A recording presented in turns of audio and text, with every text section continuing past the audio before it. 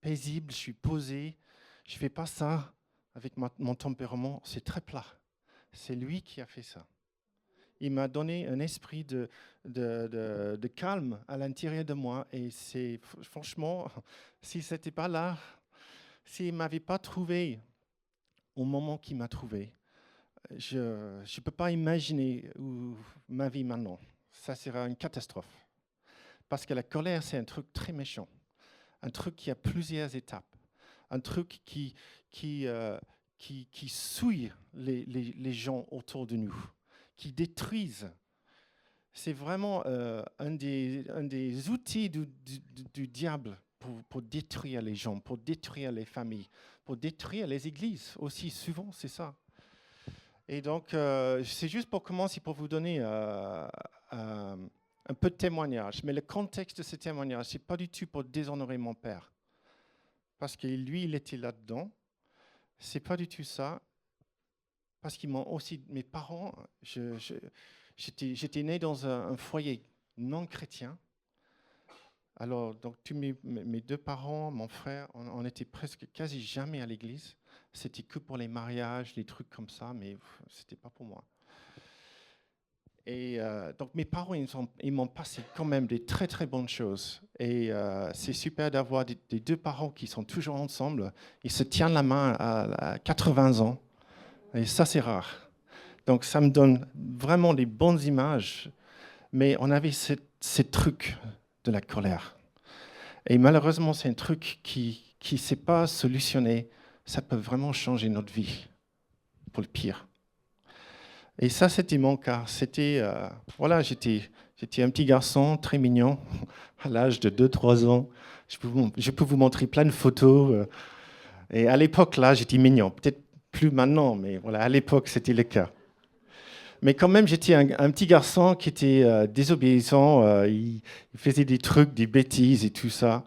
Et je me souviens voilà, à côté de mon frère, il était l'ange. Je me souviens jamais qu'il était discipliné par mes parents. Et c'est toujours le cas aujourd'hui. Il est très gentil, très droite dans tout ce qu'il fait. Mais c'était moi qui étais le petit qui avait besoin d'un bon claque de temps en temps. Et je suis pour la discipline. La discipline, c'est vraiment une bonne chose. Nos enfants ont besoin d'être disciplinés.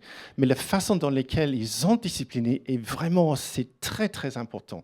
C'est très important que c'est fait correctement. C'est vraiment avec un cœur d'amour. Sinon, les résultats sont difficiles à vivre, franchement. Et c'était malheureusement le cas avec moi parce que je me souviens qu'à chaque fois que mon père il me donnait un claque que j'avais besoin, derrière ça, ce n'était pas l'amour que j'ai senti, c'était la colère. C'était sans colère. Et imaginez-vous un petit garçon très tendre à l'intérieur. Et ça commence à l'âge de 3 ans, 4 ans, 5 ans. Eux, j'imagine, parce qu'ils n'étaient pas chrétiens, le but, c'était vraiment que j'obéisse pour qu'il puisse avoir la paix, puisse, dans un certain sens, me contrôler, comme beaucoup de parents.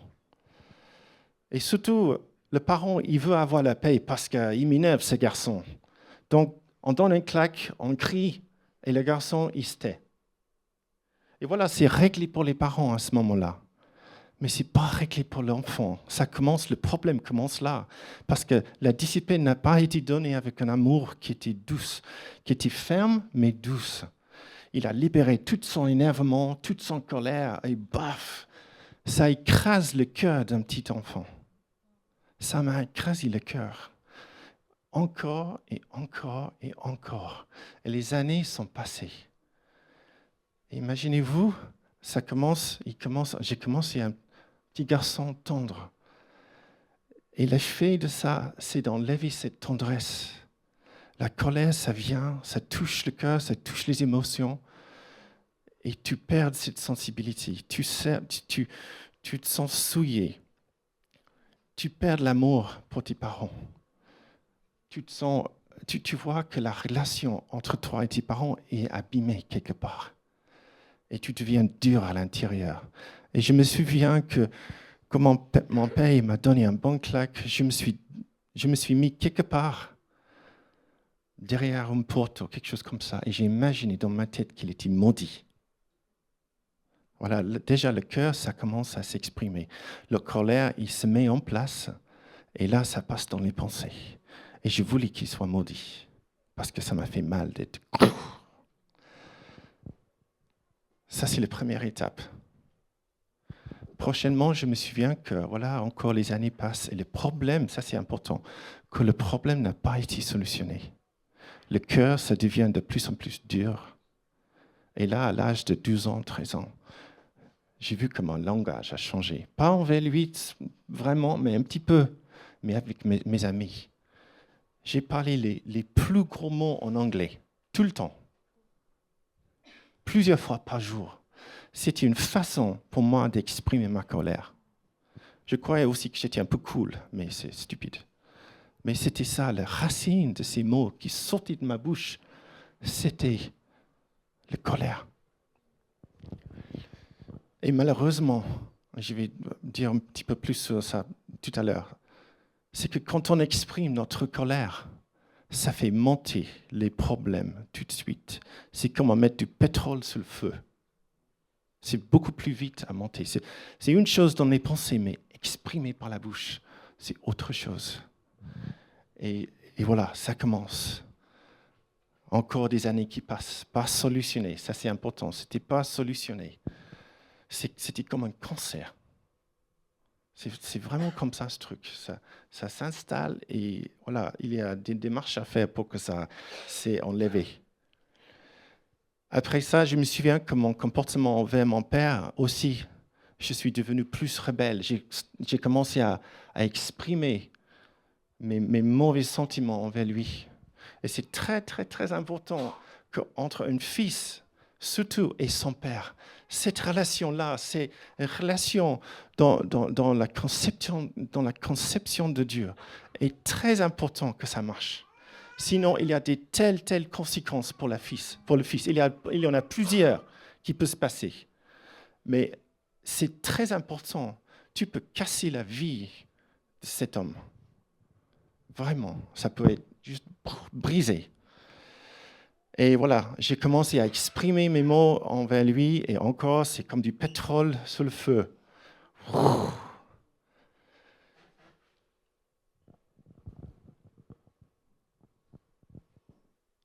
Et après ça, heureusement, Dieu, il m'a trouvé au moment qu'il m'a trouvé. Parce qu'il a pu calmer ce problème. Et il m'a trouvé à l'âge de 21 ans.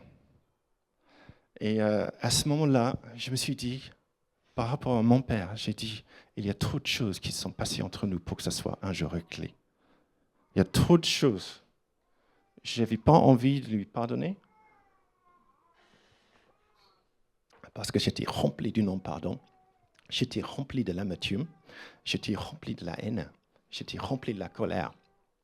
Ils vont tous ensemble, c'est une famille. C'est une famille d'étapes. Et combien de fois on a entendu quelqu'un qui est en colère dire « j'avais envie de le tuer ». C'est vrai, hein? Combien de fois quelqu'un qui est en colère aussi exprime qu'il avait envie de le tuer? Et voilà, grâce à Dieu, il a fait un miracle. En moi, en mon père, dans notre famille. On est maintenant tous croyants. Il a brisé quelque chose. Mais imaginez-vous que ce n'était jamais réglé. Là, ma vie, ce sera juste une catastrophe parce que la colère nous emmène dans plein de mauvais endroits. C'est grâce à Dieu. Et voilà, on est en train aussi de parler avec le fils de la sœur d'Élisabeth. Il est dans aussi un tel problème de colère avec son père. Et moi, je peux commencer à dire un peu mon témoignage. Et c'est pour cela aussi que je partage ça avec vous ce matin. Mais c'est un problème très, très réel.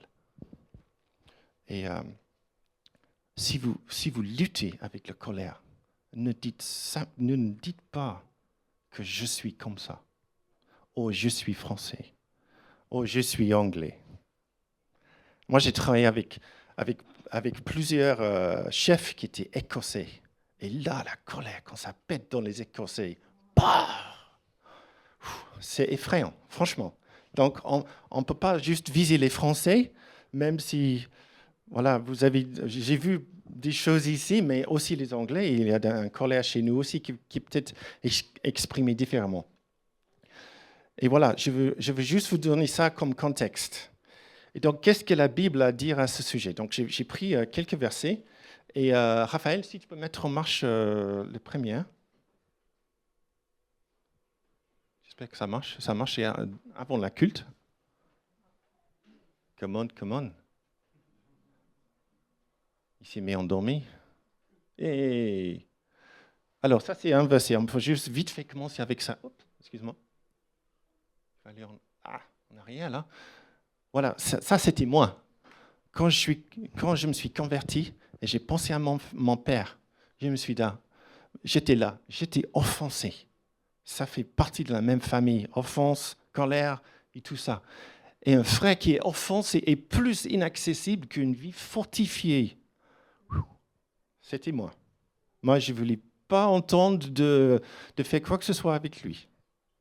Je voulais rester dans mon coin. C'était plus tranquille là. Vous voyez? C'était mon attitude à ce moment-là.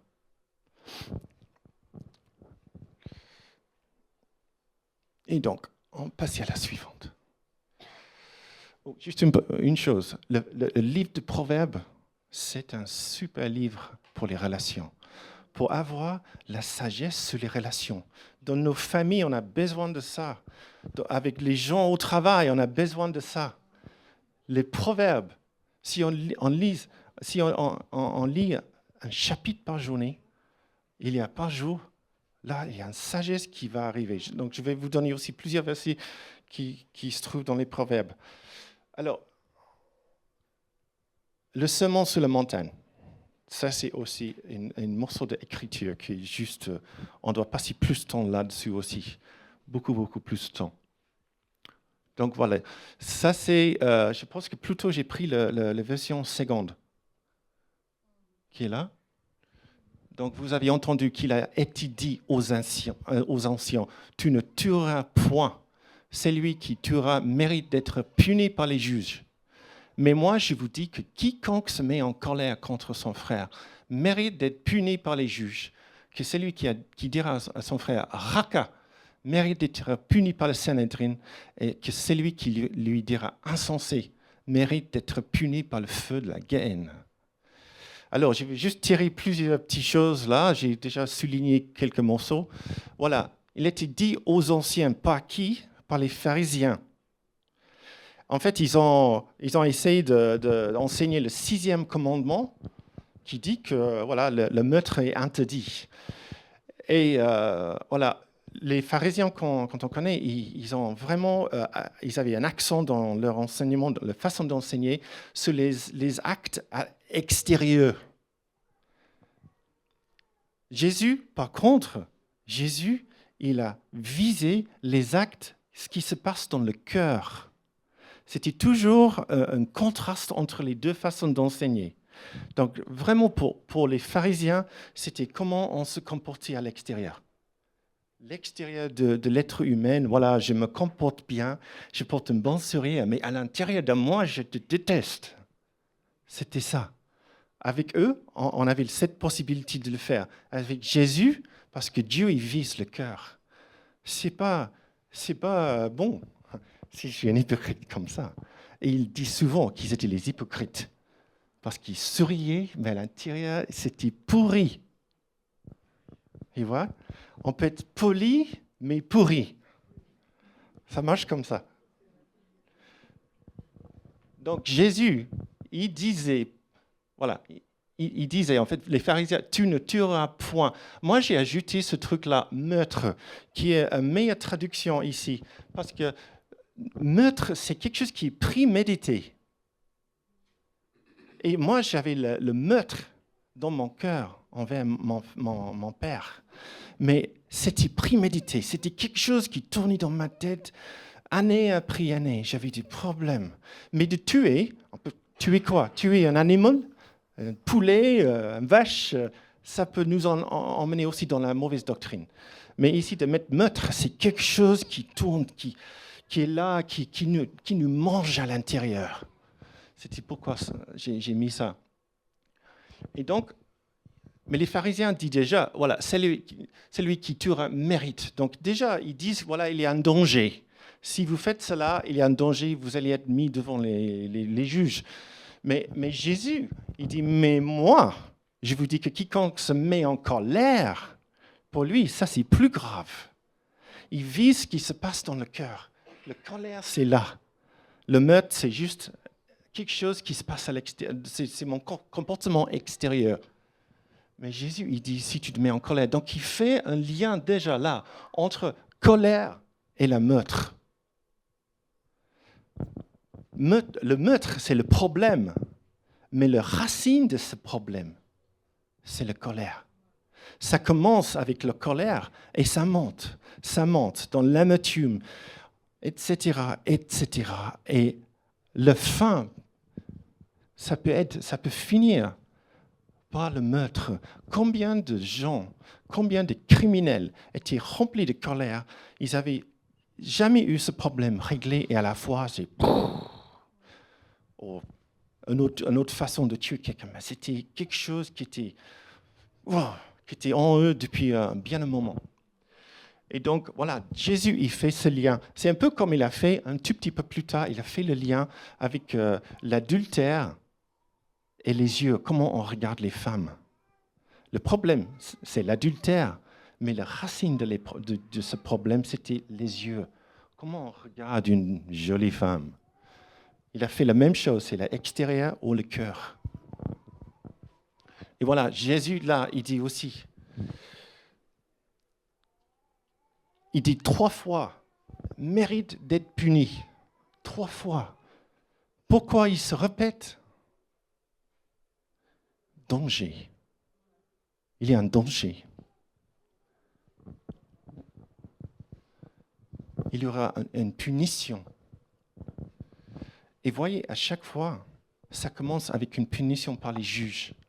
Après ça, c'est le Sanhédrin. Et après ça, c'est la Géhenne, c'est l'enfer. C'est les conséquences qui montent. Il dit, attention, la colère, il y a un danger. Et si c'est quelque chose qui est laissé traîner dans votre cœur, si ce n'est pas réglé tout de suite, les conséquences de cela montent. C'est simplement ça, il dit. C'est ça qu'il veut dire par ça. Et comme j'ai dit, les criminels, ou même des chrétiens, qui finissent un peu dans le salut parce qu'ils ont devenu durs, ils étaient remplis de la haine, ils ont fait vraiment des choses graves. La conséquence ultime peut être ça. OK. Aussi, c'est important de dire ici, il dira à son frère. Je pense que j'ai souligné 2 fois, 2 fois, le mot dira.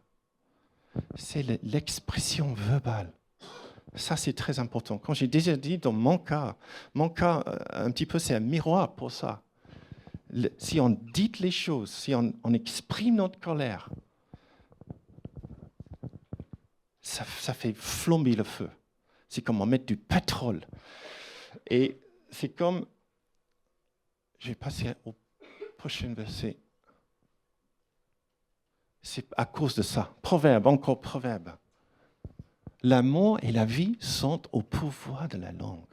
On peut penser la colère, ça c'est une chose, mais de l'exprimer. Je te déteste. Tu m'as fait ci et cela. Blablabla. Là, il y a une puissance qui est libérée. Soit on libère le Saint-Esprit, ou soit on libère l'ennemi.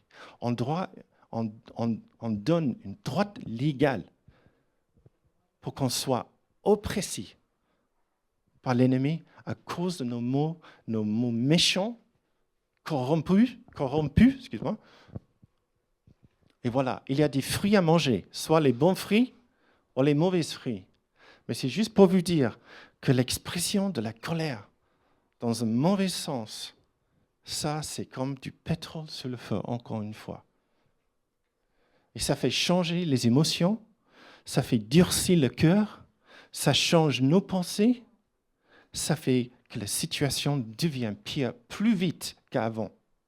C'est comme on monte à une autre étape.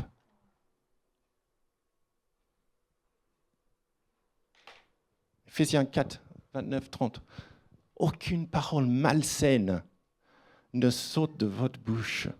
Qu'est-ce que c'est une parole malsaine? Je vous donne un exemple. La colère. Mais il y a toute une famille qui va avec la colère. Comme j'ai déjà dit, la colère, la critique, la moquerie, les mots pour humilier un autre, l'amertume, etc., etc., etc. Ça, c'est les mots malsains, les paroles malsaines. Et malheureusement, ça détruit le cœur. Cette puissance, paf, ça claque l'autre personne. Si je m'adresse mal à Jérôme et je dis les mots malsains, là, il est souillé par mes mots. Son cœur est souillé. Son cœur sera brisé si encore et encore et encore je m'exprime avec ces mots-là. Et aussi, regardez-vous, verset 30, n'attristez pas le Saint-Esprit.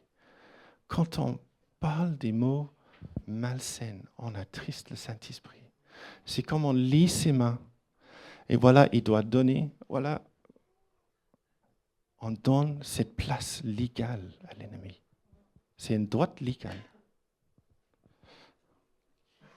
Et là, on va voir des problèmes pour nous, le problème pour l'autre, etc., etc.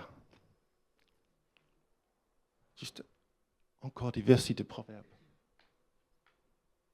Une réponse douce calme la fureur, mais une parole dure excite la colère. Donc si quelqu'un nous parle durement, comment on doit répondre? Doucement, parce que ça va, c'est comme de l'eau sous le feu. Mais si on répond dans le même esprit, ça fait monter tout de suite le problème, le conflit. Et là encore, des conséquences, des choses à nettoyer.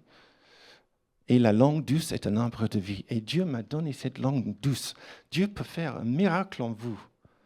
Il m'a donné cette langue douce. Il m'a donné cette habitude de réfléchir avant de parler. Et il m'a fait éviter plein de problèmes à cause de ça. Mais c'est un travail du Saint-Esprit. Mais il a besoin de nous. Je vais expliquer ça dans un instant. On est où là? Hop. Donc voilà, la langue douce, c'est un arbre de vie. Si on arrive à avoir cette langue douce, waouh, ça c'est une bénédiction. Ok. Mais ce qui est primordial pour nous, si on a un problème avec la colère, c'est la repentance. C'est la repentance. C'est une décision claire et nette au plus tôt possible pour éviter encore plus de gâchis, de problèmes, parce que sinon vous allez perdre des années de votre vie. Vous allez faire perdre des années dans la vie d'un autre aussi, si c'est répétitif. Moi, j'ai perdu les années. Probablement un bon vingtaine d'années à cause de ce problème.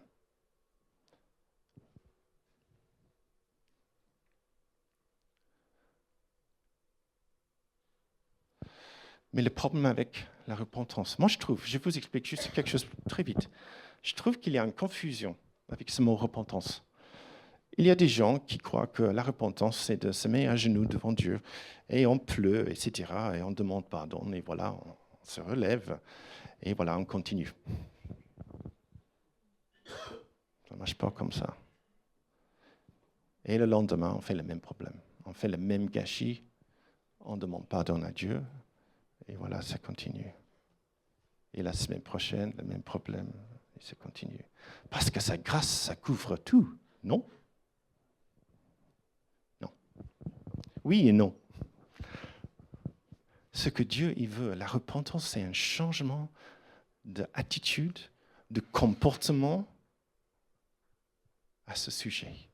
On décide, je ne veux plus faire cette erreur. Et on vise une autre route. C'est comme on part de cette route de colère. Et moi, je tourne à droite pour aller prendre de nouveaux chemins. Je décide. Ce n'est pas une question de continuellement, pendant toute notre vie, de demander pardon pour quelque chose. C'est aussi de décider d'arrêter quelque chose.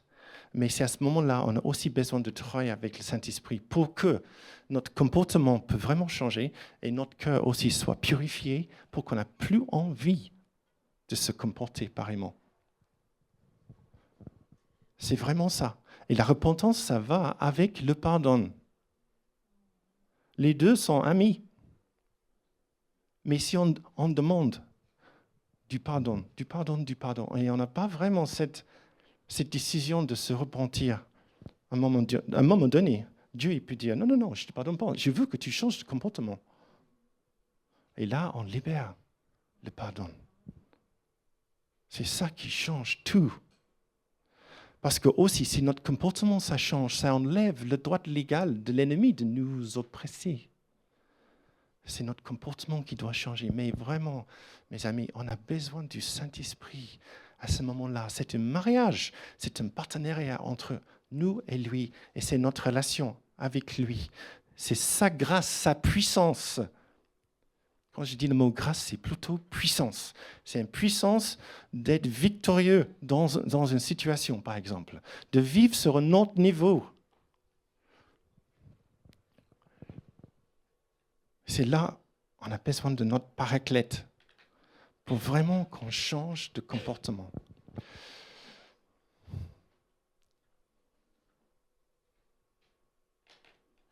Et malheureusement, si on continue sur cette ligne de colère, on ne se repent pas.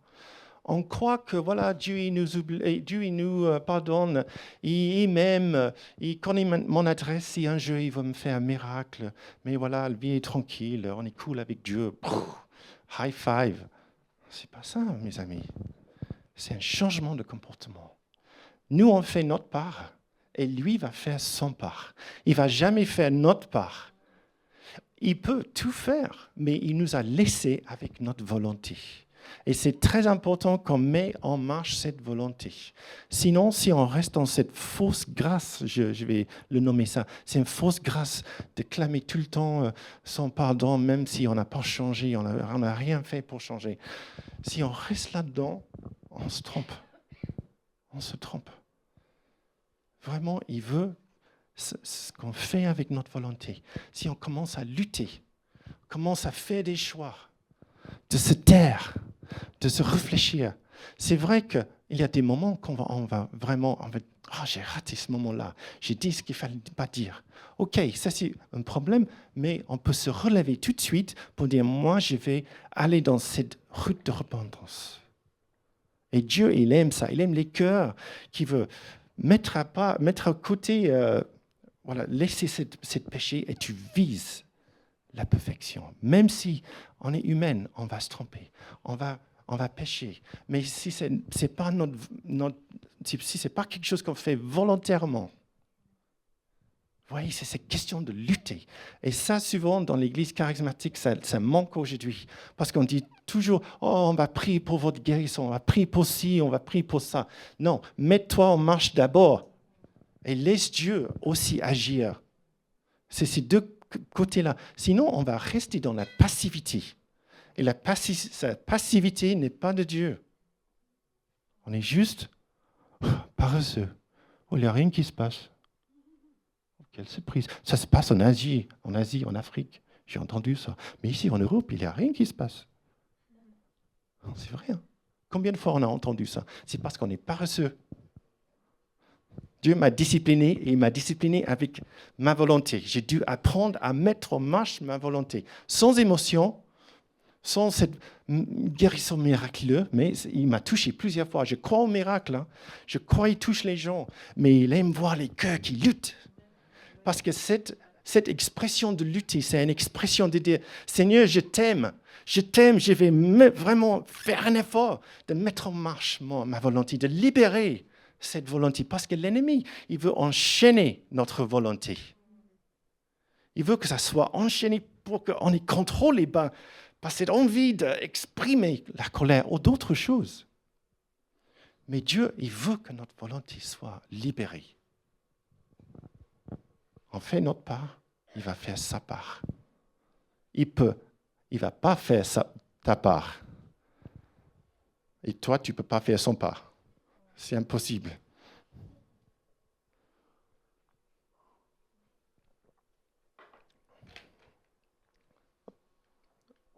Voilà. Votre Père céleste est parfait. Soyez donc parfait comme lui. C'est exactement ce que je viens d'expliquer. Vous visez la perfection, vous visez l'obéissance. Même si on se trompe des fois, même si on a des mauvaises journées, notre vision de marcher avec lui, de mettre notre volonté en action, de l'obéir, de plaire à lui dans ce sens-là, c'est important. Ne soyez pas passifs. Et voilà, la prochaine. Oui. Si donc tu présentes ton offrande à l'autel et que là, tu te souviens que ton frère a quelque chose contre toi, laisse là ton offrande devant l'autel et va d'abord te réconcilier avec ton frère, puis viens présenter ton offrande. C'est important. Donc, pourquoi il a mis donc ? Il a mis donc parce que les versets avant, versets 21-22, sont graves. Il dit « danger ». C'est important que ce problème soit réglé. Ne laisse pas traîner ce problème parce que les conséquences vont monter. Donc, c'est important. Et c'est important dans ce contexte-là aussi. Si tu présentes ton offrande à l'autel et que là, tu te souviens que ton frère a quelque chose contre toi, ça semble bizarre. Est-ce qu'il se trompe de mots là ? Est-ce que la traduction est mauvaise ? Est-ce que ça devrait dire « et toi, tu te souviens que toi, tu as quelque chose contre ton frère ?» Ça semble plus attendu, non ? Eh bien non. Que là, tu te souviens que ton frère, on peut ajouter les choses à ce mot frère, parce que ce n'est pas que ton frère. On imagine que c'est un frère ou une sœur en Christ. Non, ça peut être ton épouse, ton époux, ton fils, ton fille, ta fille. Ça peut être n'importe qui. Mais qu'eux, ils ont quelque chose contre moi. Pourquoi ? Parce que j'ai exprimé ma colère contre eux. J'ai mis cette personne en feu à cause de ce que j'ai exprimé verbalement. Ils sont offensés. Et le problème, comme j'ai expliqué dans mon témoignage, c'est que cette autre personne à qui j'ai exprimé mon énervement est maintenant dans une prison. C'est une prison émotionnelle, spirituelle, et il ne peut pas s'en sortir. Il ne peut pas s'en sortir sauf... Ah oui, une clé. Il ne peut pas s'en sortir sauf si moi, je laisse mon offrande et va d'abord, premièrement, avant que tu fasses ton offrande, va d'abord te réconcilier avec ton frère. Et si c'est vous qui avez, si vous avez exprimé cette colère, c'est à vous aussi de t'humilier devant eux pour dire « Je suis désolé. » Parce que quoi ? Qu'est-ce qu'il faut dire ? Parce que là, à ce moment-là, souvent on entend les mots suivants. « Désolé si je t'ai blessé. » Je suis désolé parce que tu es quelqu'un de très faible, très émotionnel, mais désolé. Ben non. C'est vrai, hein ? Moi je l'ai fait. Non, on devrait dire quelque chose comme la suivante. Désolé parce que j'ai péché contre toi. J'ai péché. Je prends cette péché. Et je dis, c'est la mienne. C'est moi qui ai fait faux, c'est pas toi. Peut-être tu es émotionnel, mais moi j'ai péché contre toi et je l'admets. Et ça, c'est comme une clé dans la serrure de l'autre. Ça, c'est la clé pour le prison. Parce que toi, tu t'humilies. Tu vas dans le contre-esprit. Ça, c'est puissant. C'est des mots simples. On n'a pas besoin de miracles qui tombent ou quoi que ce soit. Et mes amis, ça, c'est un acte à faire.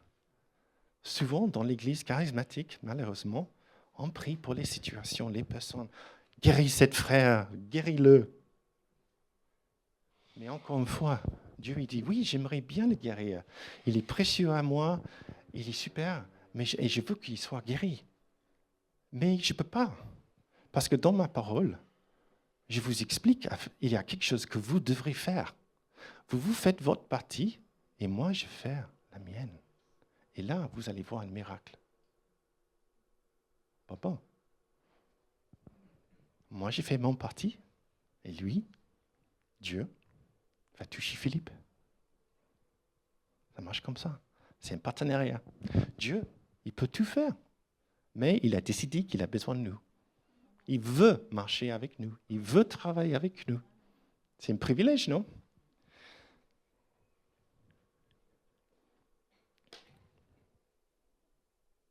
Donc, laisse ton offrande. Va régler ce problème avec le frère d'abord. Parce que ton offrande n'est pas valable à ce moment-là. Dieu veut que tu règles ce problème d'abord.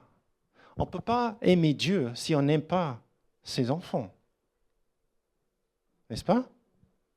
Il veut qu'on soit en accord, qu'on s'aime, et il veut qu'on règle nos problèmes. Donc, va d'abord réconcilier avec ton frère, puis viens présenter ton offrande. Voilà, c'est ça qu'il demande, et c'est ça qui marche. Sinon, ce qu'on va religieusement offrir au Seigneur, c'est quelque chose qui ne vaut rien.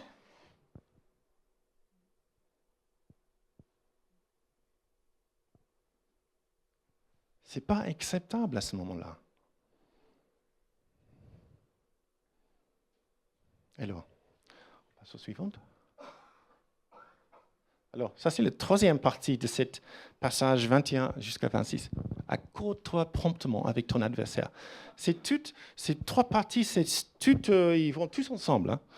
Accorde-toi promptement avec ton adversaire pendant que tu es en chemin avec lui, de peur qu'il ne te livre au juge, que le juge ne te livre à l'officier de justice et que tu ne sois pas mis en prison. Je te le dis en vérité, tu ne sortiras pas de là que tu n'aies payé le dernier quadrant. Oh. Qu'est-ce que ça veut dire tout ça? Alors, il y a ce mot promptement. Fais-le vite. C'est une répétition. Danger. Fais quelque chose et fais-le vite.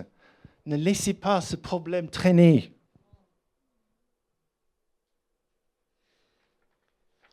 En fait, si on peut imaginer, c'est une histoire de quelqu'un qui a emprunté de l'argent d'une... ça s'appelle comment en français? J'ai oublié le mot. Usurie non?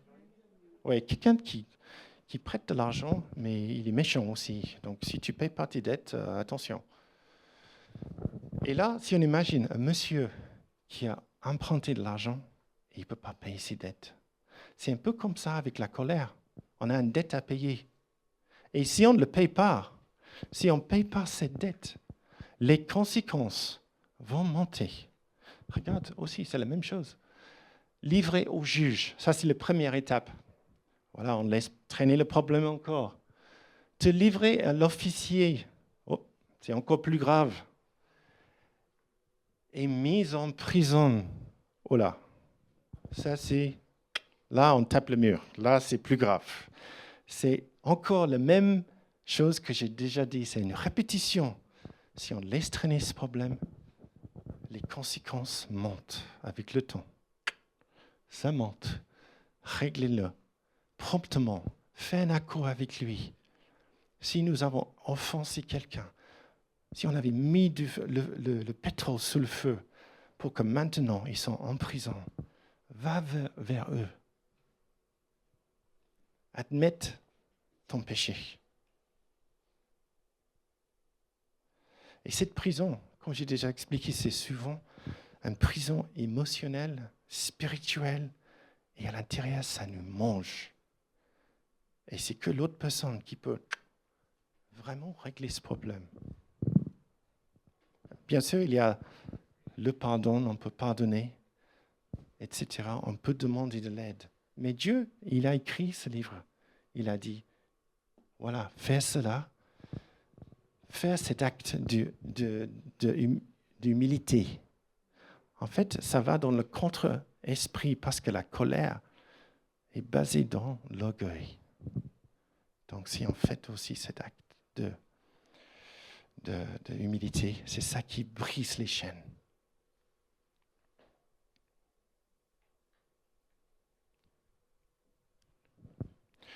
Nous avons le droit de se mettre en colère.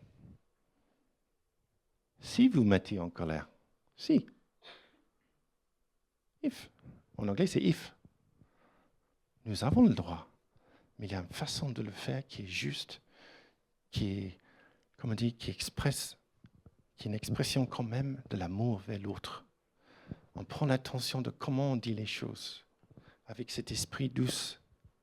Même si on doit dire les choses, des fois, qui sont directes, notre motivation, Dieu, il est tellement intéressé par notre motivation. Pourquoi on fait cela? Pourquoi on a dit ces mots si on veut corriger quelqu'un? Pourquoi? C'est parce que je l'aime. C'est pas parce que je veux le casser, ou je veux l'humilier, ou j'en ai marre de lui. C'est parce que je l'aime et je veux qu'il change.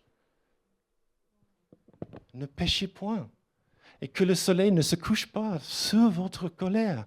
Si ça se passe aujourd'hui, encore une fois, réglez le problème avant la fin de la journée. Sinon, vous allez vous réveiller le lendemain et voilà, la première chose dans votre pensée, c'est « Oh non, oh c'est lui, oh c'est elle. Oh. » Parce que c'était jamais réglé. Ne laisse pas traîner. Encore, il se répète. La Bible se répète tout le temps parce qu'on a besoin de cette répétition, de cette... oui, que les choses soient dites plusieurs fois.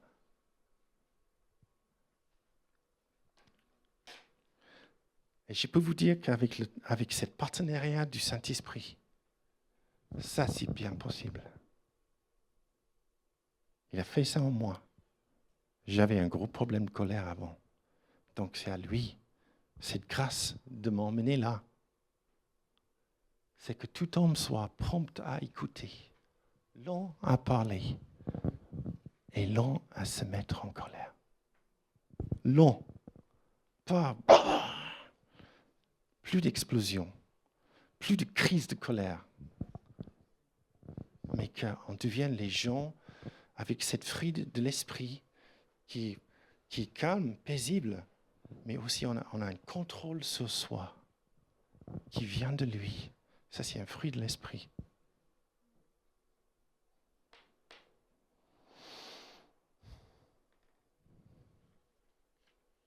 J'arrive à la fin.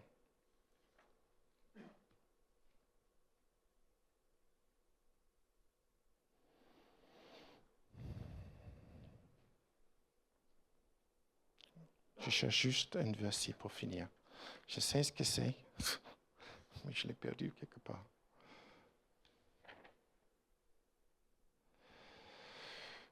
Je cherche le verset, c'est Hébreux 12, verset 15. Je ne l'ai pas sur mon papier. Sonia, tu peux le lire, s'il te plaît. Pardon.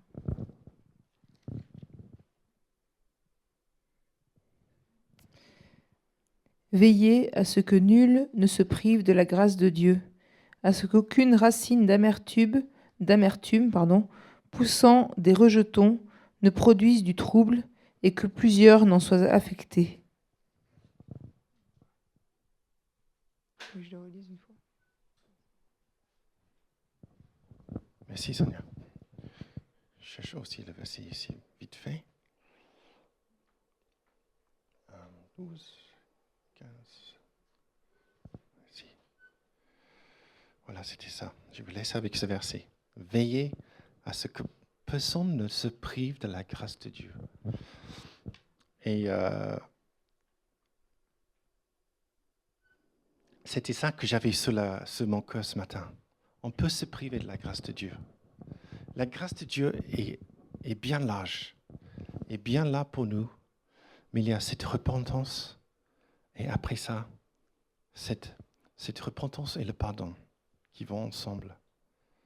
Si ce matin, on veut prendre cette décision de vraiment se repentir, ça ne m'intéresse pas si tu pleurez devant Dieu, ce n'est pas important vraiment les émotions, c'est que vous preniez une décision. Que vous venez devant après. Il y a Sonia et Philippe qui sont là. Moi, je peux rester aussi pour prier avec eux s'il y a trop de personnes. Mais ne se privez pas de la grâce de Dieu. Parce que si on reste dans ce problème, on se prive de sa puissance pour s'en sortir de cela. Et pour que aussi les autres sortent de ce trou. Si nous, on est prêts à régler les choses, les dettes avec Dieu, et que là, on libère sa grâce, sa puissance, son pardon, mais aussi sa puissance, la puissance de son esprit. On a besoin de ça. Ne vous privez pas de cette grâce.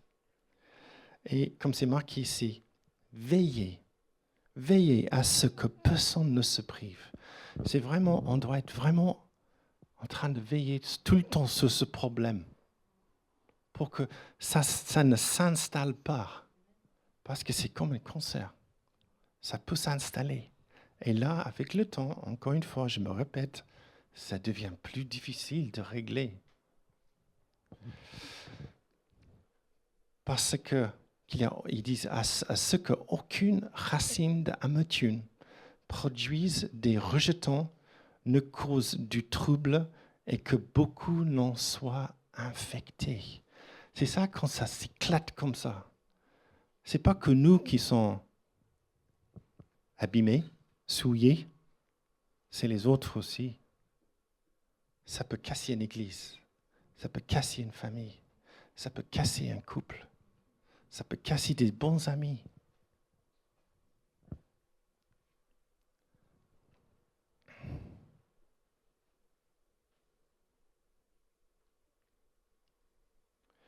Donc je vais pas faire un appel pour que vous veniez devant maintenant, parce que c'est quand même quelque chose d'assez personnel. Je ne veux pas qu'on soit en train de viser les gens, mais quand même, il y a une porte qui est ouverte.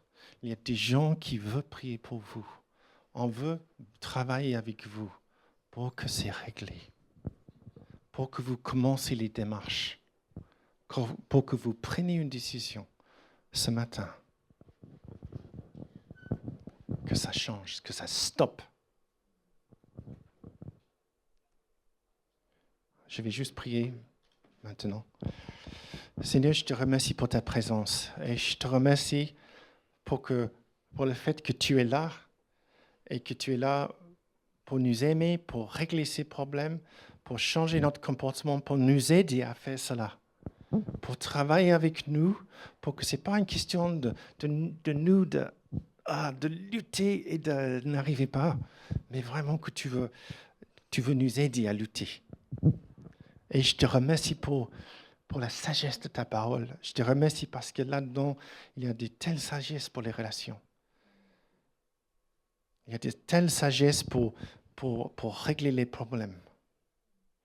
Et je prie vraiment que tu mets ta main sur ceux que tu connais ont déjà ce problème. Et que vraiment, ceux qui sont même blessés par d'autres, les enfants même. Seigneur, que tu viens dans cette église pour faire un nettoyage, pour régler ces problèmes. Parce que je vois que le thème de cette année, c'est de connaître Dieu. Mais c'est difficile à connaître Dieu si on est cette mauvaise herbe qui détruit, qui mange le cœur. C'est très difficile. Seigneur, montre-nous si nous avons offensé quelqu'un d'autre pendant qu'on est là ce matin. Seigneur, si nous, on est en cause, si nous, on est fautifs et on a offensé quelqu'un d'autre, Seigneur, mets ton cœur, ta main sur nous. Mets le nom de cette personne dans nos pensées. Montre-nous.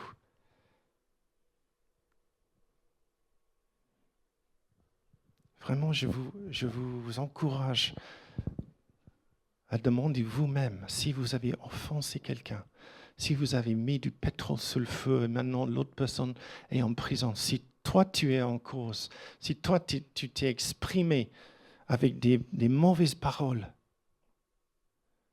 que maintenant vous hésitez aussi de commencer les démarches. Ça va impliquer sûrement un acte d'humilité de votre part. Et ça sera peut-être difficile pour certains. Mais un acte public. Ce n'est pas juste une question de prix pour l'autre personne. Que vous devrez aller envers l'autre. Et vous dites vraiment que j'ai péché contre toi. C'est moi qui est fautif, ce n'est pas toi. J'ai prié pour ça, Seigneur. J'ai prié pour la guérison des relations entre couples, dans les familles, entre amis, entre frères, entre sœurs. Seigneur, que tu emmènes une guérison. Et que nous, on fait notre part et toi, tu fais ta part. Mais on n'attend pas passivement.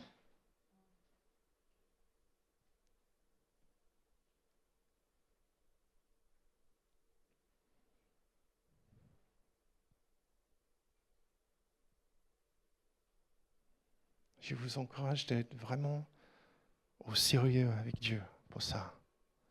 Ne laissez pas le temps passer. C'est trop facile. Mettez-vous à défi.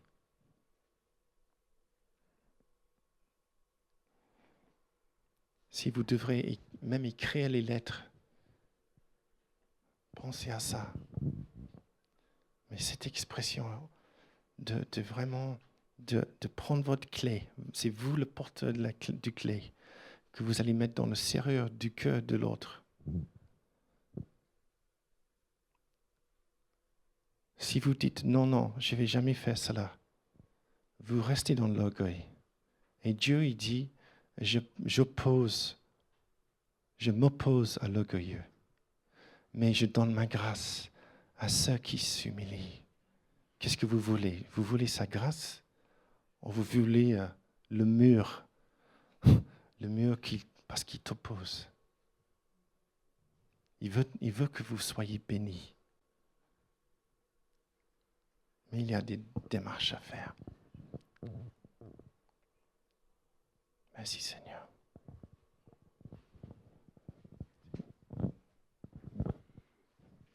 Merci David.